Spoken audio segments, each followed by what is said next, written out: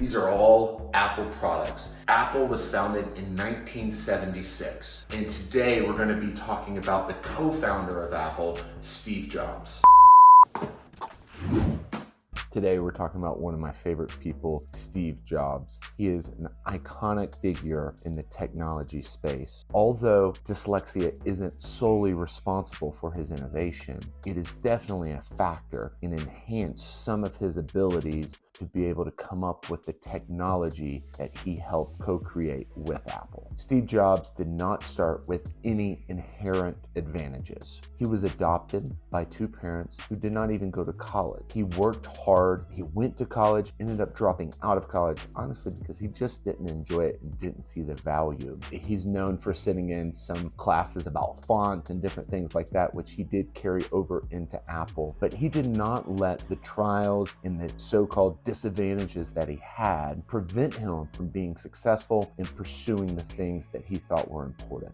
His dyslexia helped him think differently. It enabled him to think outside the box, which helped him pioneer products like the iPhone and the iPad. He wasn't necessarily the first person to think of the iPad or the idea of having a tablet, but he was the first person to be able to bring it to life. It's important to understand that someone like Steve Jobs had multi-layers of insight that led to his success. Although his attention to detail, along with just other personal traits that he carried, helped him develop the products in the company that he had. But overlapping that and laying that over the insights that he had through dyslexia just made him a force to be reckoned with. His ability to really be able to see a product and be able to cast a vision, not just to his team, but to us, the users. He knew what we wanted more than what we did, in the sense that Henry Ford even talked about, if I would have asked someone what they wanted, they would have said faster carriages. Instead, he came out with the car. So Steve was able to control the experience, and he's known for that. He's known for kind of keeping the iPhone in a closed loop. So from the beginning of the process to the end of the process, when you're using his devices or Apple's devices, he's really controlling the experience, which if you take dyslexia and some of the traits that come along with dyslexia and lay that over the personality of someone like him, who's kind of rough around the edges, maybe even aggressive. He's criticized for different ways that he handled things with his personality, but it really enhanced some of the features that he had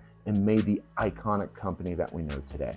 As I mentioned earlier, Steve Jobs' Apple was not the first person or the first company to come up with the idea of a tablet. There were other companies that came out with ideas and products. They just weren't successful. Again, Steve Jobs' ability to control the experience from the beginning to the end really gave him the advantage, because he had such care for the details, even the font used, and how the phone felt in your hand and the edges of the phone. There was so much detail put into it. And honestly, I think it's just his personal insights and skills that he had. Dyslexia side of it, he was able to just see things a little differently. He was able to take different things, kind of connect the dots and create something new and fresh that society just hadn't seen or experienced before. And it's obviously been incredible to see. Steve Jobs is just an iconic figure. I remember the first time I purchased an iPad. It enabled me to read the first book I ever read. We've talked in the past about the story about me meeting with a friend, him telling me about it. And it was very impactful things that Apple has done. Also, I just really appreciate interesting people. Steve Jobs is by far one of the more interesting people that have lived in our generation. If you read some of his documentaries and just hear the journey that he went through to get to where he was. Unfortunately, he died way too young. He totally changed industry around the phones. He totally changed the industry around computers. He totally changed the industry around movie making with Toy Story and Pixar. You know, even reading his personal biography and hearing some of the struggles and things that he went through, I do think it's interesting to see how they interact personally. There's stories about him and his daughter who he didn't even acknowledge for